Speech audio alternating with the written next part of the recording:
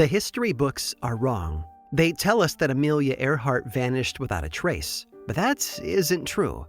Over the past few years, investigators have uncovered more details about her disappearance. We now know onto which island she crash-landed, we probably know what went wrong with her plane, and some people even think they know what happened to her body. Although it's a pretty wild theory involving giant crabs, so take it with a grain of salt. Then, in 2018, it was announced that Amelia wasn't silent in death, at least not at first. You see, after she crashed on Gardner Island, she sent out hundreds of distress signals, and while I'm sure she intended for those messages to be received by the Navy or the Air Force, most of them were picked up by completely normal folks. And what we've learned is that for 6 straight days, random housewives, teenagers, and radio hobbyists all over North America heard Amelia call out for rescue.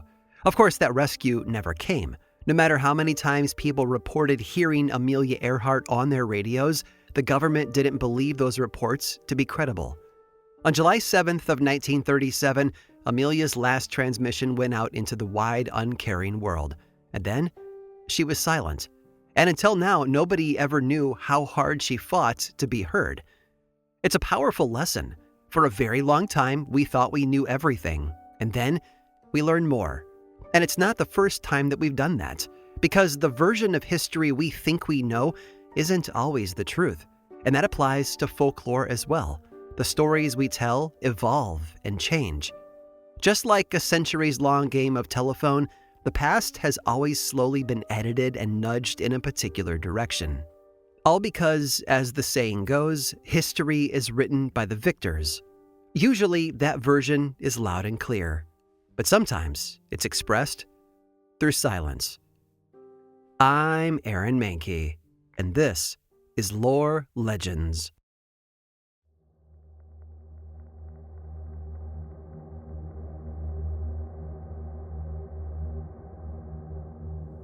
Australia is where the devil keeps his pets.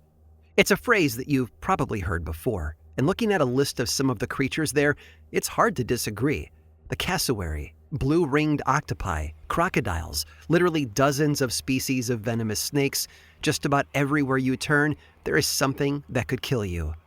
When Europeans first landed on Australia's shores, they were equal parts horrified and fascinated by the local fauna. After a lifetime of never seeing anything more exotic than the occasional fox in their backyard, their minds were completely blown by these otherworldly creatures that kept trying to kill them. One of those baffling animals was the kangaroo. 17th century Dutch explorer Francois Pelsar first described them as a strange species of cat, while Captain Cook thought they looked more like a greyhound. When the first sketch of a kangaroo reached Europe in 1772, it was published in just about every wildlife field guide imaginable for decades, despite the fact that this depiction made it look more like a cross between a weasel and a gerbil than a real kangaroo. Then, in 1799, another of Australia's wacky animals actually made its way to England. The governor of Sydney sent a wombat corpse, igniting an honest-to-God wombat craze. People were obsessed.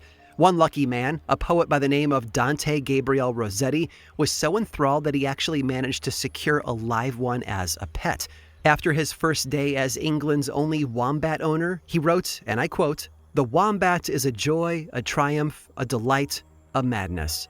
So it shouldn't be a surprise that the discovery of the platypus sent the Western scientific community reeling, with one account claiming that, and I quote, "it rendered the latter half of Dr. Shaw's life miserable from his utter inability to determine whether it was a bird or a beast."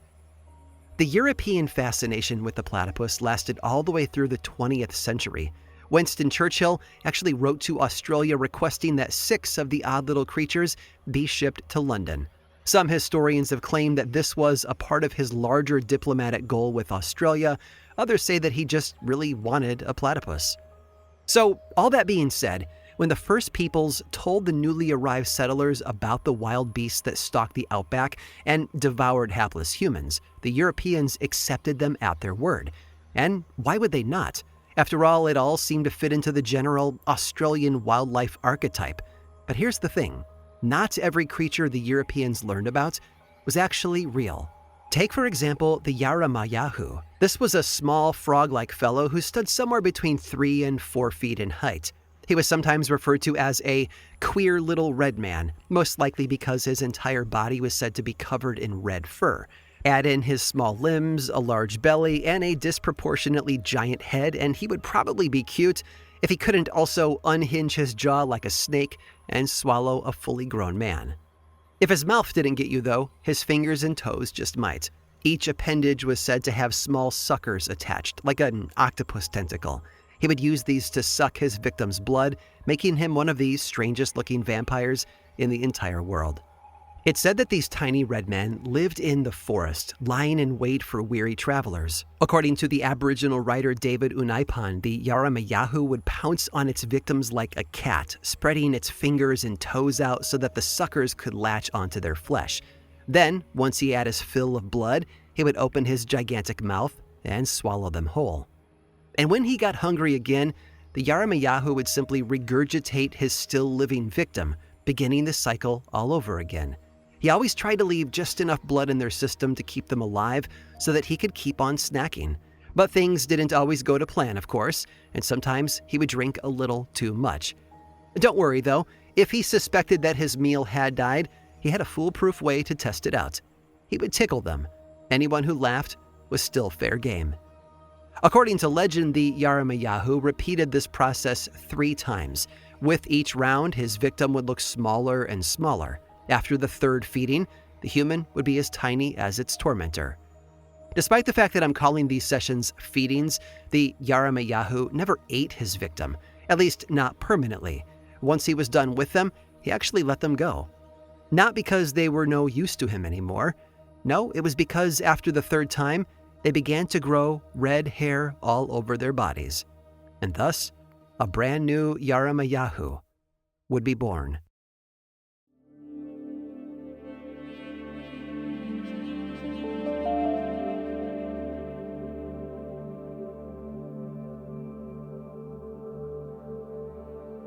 Just because they eat human flesh doesn't mean that they're inherently evil. Different Aboriginal nations had a variety of names for this particular creature, but today it's most commonly known as the bunyip. The name was believed to come from the indigenous word banib, which came from the Wemba Wemba peoples. It seems that nearly every nation had their own idea about what the bunyip actually was, though. Some said that it was as big as a cow, while others compared it to a seal. In some legends, it was covered in scales, while in others, it had thick, shaggy fur. The Ngarrindjeri people said that it was half man and half fish. Most early European depictions of the animal claimed that it had the head and neck of an emu. And in 1847, one French colonist even said that the Nyiwang people believed that it looked like a giant starfish. And all these discrepancies also included its habitat and its behavior. Rivers, swamps, and watering holes were typically named as its home. Some claimed that the bunyip could bewitch people. Others said that it was its bellowing roar that caused diseases like rheumatism. In the majority of legends, though, the bunyip was a lot more straightforward. It simply ate anyone who intruded on its waterways.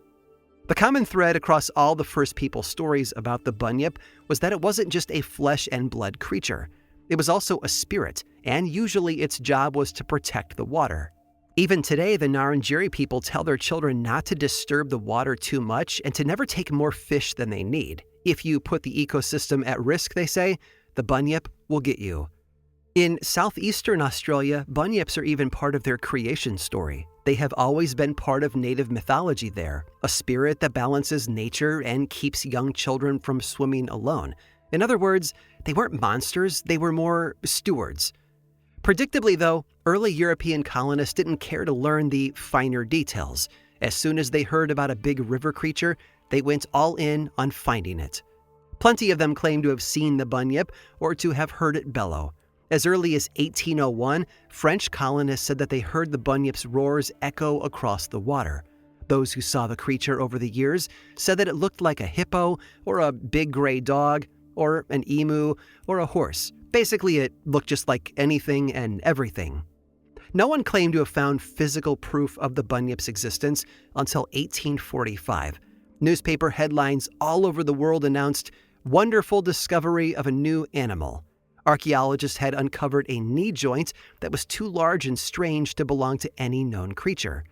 According to the newspaper, when the white men showed this fossil to an unidentified group of indigenous people, they recognized it instantly as part of a bunyip, which they described as a half-bird, half-alligator creature that laid eggs. It had killed many of their women over the years and had even recently attacked a man named Mamboran, who proudly showed them the scars on his chest. In that same year, an explorer named Edmund Kennedy claimed to have shot and killed a bunyip at the southern end of Lloyd Bay, which would have made him the first European colonist to have ever seen one with his own eyes. He described it as a huge bird-like creature covered in black fur with huge claws, long legs, and a bright blue beak. Unfortunately, the animal pelt disintegrated during Kennedy's travels in the Australian heat, and he himself died just a month later, which means that he wasn't around when, 20 years later, the Australian Museum identified a similar creature as a bird known as the cassowary. In 1847, the South Australian newspaper announced that, and I quote, "a bunyip or an immense platypus was seen sunning itself on the banks of the Yarra River." A few months later, the Sydney Morning Herald reported the discovery of a bunyip skull. In 1857, an article was published about a man who traveled all the way down the Murray and Goulburn rivers, recording what he saw as he went. In his journals, he claimed to have seen a bunyip at least 6 times. According to his drawings, it was a seal-like creature with a long neck and the head of a dog. He tried to shoot it a number of times, of course, but it always got away. The article ended by saying, and I quote, "We hope he will be able to secure the skin of one of these animals in some of his future peregrinations." And it was a craze that had a hard time going away. Bunyip sightings were reported regularly through the 1880s, and interest in the creature remained high. But in the 20th century, after so many run-ins with no confirmed attacks or deaths, people began to write it off. Slowly but surely, the bunyip lost its edge. The residents of Australia gradually came to believe that it wasn't a dangerous creature that could kill you. Instead, the bunyip had become watered down into a family-friendly river monster, one that would play with children, not eat them. It even became a popular character in children's books. Today, only the Aboriginal nations remember it as it once was. It was, in a sense, the final blow from the colonists. A century after they first started to look for it, they finally took away the bunyip's identity, killing it more thoroughly than a bullet ever could.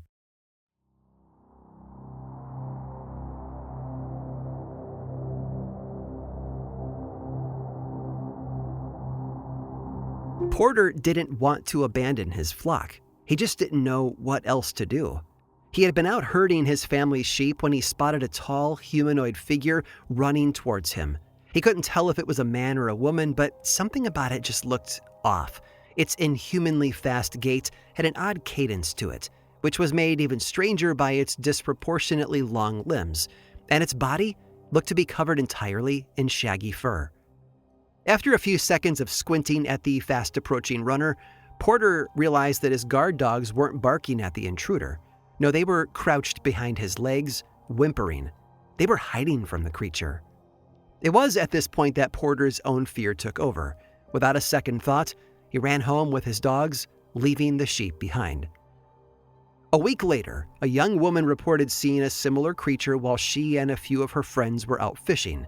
And when she saw the tall, hairy beast coming towards them, she froze, and all her terrified brain could think to do was scream. The men in her party leapt into action, grabbing their weapons and running after the strange figure. They never caught it, though, but they all claimed that at one point in the chase, it stopped to look back at them, and they all froze in response.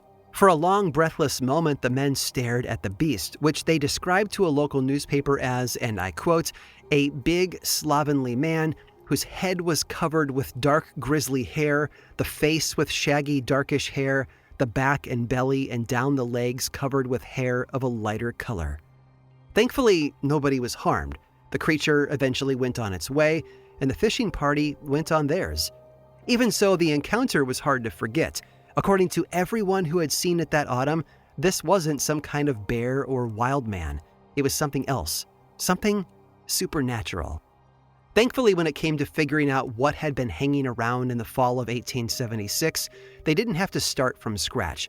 because the Aboriginal peoples already knew what it was, and it had featured in their stories for centuries. They called it the Yowie. According to legend, the Yowie stands between 6 to 12 feet tall and can weigh up to 1,000 pounds. It's completely covered in brown fur with an ape-like face and clawed human-like hands. Basically, Australia's answer to Bigfoot. There are a few differences, though. Some legends claim that the Yowie's feet are backwards. Others say they can fly or that they can magically put humans to sleep. During one interview, a tribal elder from New South Wales warned that if you're hiking in the mountains and you suddenly feel sleepy, then you are being influenced by the Yowie. If you stop to rest, you probably won't wake up again. Unlike its cousins, the Bigfoot or the Yeti, this outback ape man doesn't seem to avoid human contact that much. In fact, they're rather aggressive and have been known to abduct women and children. Stories about the Yowie date back to prehistory. Giant furry men were regularly depicted in ancient Aboriginal cave art, and most First Peoples communities have their own versions of the beast. Some say that they have unusually long arms, that they use fire, or that they eat human flesh. One people group has legends that record their long history of battles against the Yowie, while another tribe believes the creatures to be a wandering spirit. For the most part, though, their descriptions are pretty much the same. It's a tall, ugly, hairy monster. When the Europeans came to Australia, it didn't take long for them to learn about it either. In fact, one Western account about a Yowie watching a group of hunters dates all the way back to 1789. One man reported that he came across the Yowie in 1882. It looked fearsome, but all he had to do was throw a rock in its direction to scare it off. And in 1912, a man saw what he thought was a kangaroo, but once it stood to its full height, he realized that it was far too tall. Thankfully, the creature seemed disinterested, and both parties walked away without incident. And truth be told, not many of the European Yowie sightings ended in bloodshed. Despite the Aboriginal warning that these were vicious creatures, white settlers seemed to have no real problem with them. Just a few heart-pounding moments of eye contact, maybe a quick chase, and not much else. There are, of course, plenty of indigenous stories in which the humans survived encounters with the Yowie, but they usually had to fight or flee to survive. For example, in one Aboriginal folktale from the early 20th century, a Yowie chased a man and a woman up a tree. They both eventually escaped, but were wounded in the process. In the end, the Yowie stands tall as one more example of a monstrous legend that was sanitized and tamed by colonial contact. Bit by bit, the character of the creature was chipped away, until there was very little difference between the Yowie and your average ape.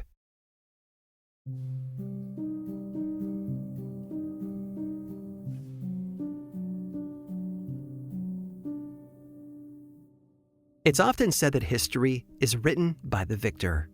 We don't usually learn about this in our Western classrooms, but Britain was actually responsible for a long, drawn-out genocide in Australia. For nearly 200 years, the majority of the Indigenous Australian population was systematically eliminated through both disease and targeted violence. Children were separated from their families and put into schools. Adults were confined to reservations and, quote, re-educated. The settlers didn't just try to kill the Aboriginals themselves, they tried to erase their culture as well, and that included their myths. Nature spirits and monsters went from wild creatures to dinner table anecdotes. For decades now, people have tried to figure out how the Aboriginal peoples came up with the Yowie in all its various forms. He was clearly inspired by apes, but there's no evidence that any type of ape or monkey ever lived on the Australian continent. Regardless, people claim to have seen him, so there really might be a monkey-like man wandering around in the outback. Whether or not he's terribly violent is still up for debate. There have been plenty of modern-day Yowie sightings as well, with some as recent as 2021. Of course, nobody has been grievously injured by a giant ape man, but that's to be expected. He just doesn't have the same bite that he used to. My favorite anecdote, though, comes from a camp full of 13-year-old boys who claim that they saw the Yowie through their cabin window. When they went to investigate the area where he had been sighted the next day, they found a collection of gigantic footprints, along with a few shrubs that had been ripped out of the ground. One of the boys continued to tell the story of his encounter with the Yowie well into his adult years. When asked about the incident later in life, he said, and I quote, I can't say exactly what the yowies are, whether they're apes or some kind of hominid, but they're definitely out there because we saw one. And believe me, it was bloody huge. That man, by the way, was William O'Chee, who grew up to be an Australian senator. All that said, when it comes to believing in the yowie, the words of a politician may not sway you one way or the other, but something seems to be out there, and it's been out there for a very long time.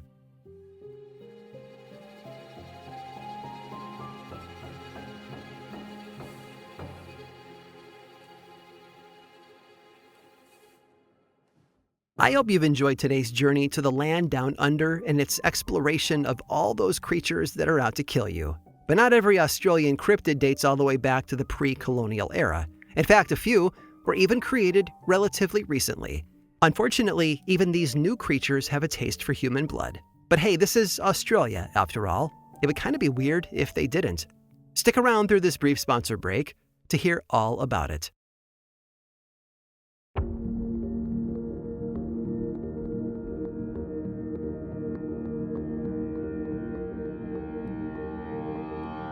What's a trip to Australia without a koala sighting? They just might be one of the most beloved animals in the world, fluffy, cuddly, and drugged out of their minds on eucalyptus leaves. Honestly, what else could you ask for? Of course, if you ever find yourself in the outback, you'll have to make sure that the koala you're approaching is actually a koala, because believe it or not, these cute little marsupials have an evil twin. It's called the drop bear, and while most people probably have a hug from a koala on their bucket list, you wouldn't want to get anywhere near a drop bear, much less try to hug one. The best way to think of it is as a man-eating teddy bear. It has the same fur as a koala, the same face, and same opposable thumbs that help them climb trees. But the drop bear is significantly larger than your average koala. Despite the fact that it's considered to be part of the same marsupial family, they can grow to be as large as a panther. Oh, and they also have long claws and fangs, and the rather unfortunate urge to drink blood. Thankfully, you probably won't be getting any unexpected nighttime visits from the vampiric koala bear. They tend to avoid human settlements, preferring to spend their time in remote areas. They can usually be found hanging out in the treetops, waiting for their next meal to pass by underneath. Because, you see, the drop bear got its name for a reason. Typically, they attack their prey by, well, you guessed it, dropping out of the trees onto unsuspecting victims below. With the element of surprise on their side, they can quickly bury their fangs into their victim's neck, drinking their fill of blood. Now, because they live so far away from people, human beings aren't usually on the menu for them. But they won't pass up the opportunity to munch on us if they're given the chance. They've been known to consume blood, flesh, and even bones, whether from a wild animal or from a person. But thankfully, there are a few steps you can take to protect yourself. For one, never set your tent up beneath a drop bear's tree. Also, consider urinating on a few of your possessions because that apparently wards them off as well. And if you're unsure which tree might house an evil teddy bear, simply spit straight up into the air. The drop bear will be compelled to spit right back at you. Other methods of dissuasion are trickier to pull off, like sticking forks into your hair so that you can impale any unwanted droppers. And foreigners also seem to be targeted significantly more often than native Australians, so some people suggest speaking and singing with an exaggerated Australian accent to confuse the creatures.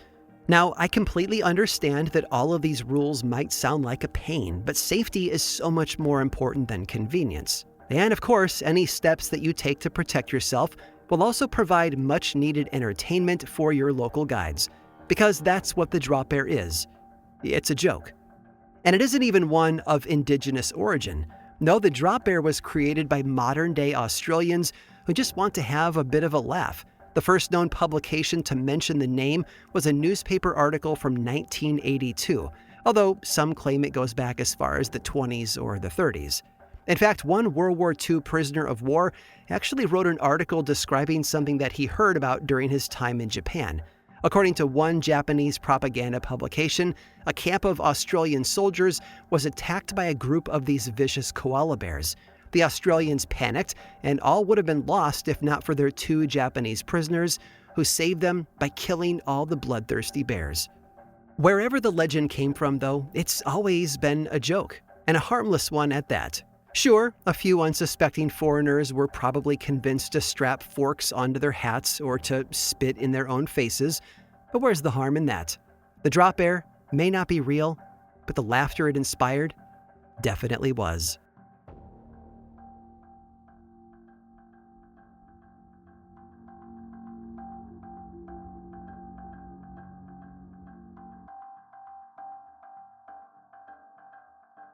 This episode of Lore Legends was produced by me, Aaron Mahnke, with writing by Alex Robinson and research by Jamie Vargas. This is me once again begging you to go pre-order my new history book. It's a weird history book called EXHUMED, and it explores the story of Mercy Brown, who you may remember from the very first episode of Lore, and also the New England vampire panic as a whole by using the lens of folklore, medical advancements, and pseudoscience. To pre-order your copy today, head over to aaronmahnke.com/exhumed, where you'll find all the links to the places where you can buy the book. If you don't like hearing ads on Lore, I have a solution for you. There is a paid version that's available on Apple Podcasts or Patreon that is 100% ad-free. And subscribers who pay for a membership on one of those platforms also get weekly mini bonus episodes called Lore Bites, and Patreon members get discounts on Lore merch and access to my inbox. Learn more over at lorepodcast.com/support. And of course, you can follow this show on the socials. Head over to YouTube, Threads, Blue Sky, or Instagram. Just search for Lore Podcast, all one word, and then click that follow button. And when you do, say hi. I like it when people say hi. And as always, thanks for listening.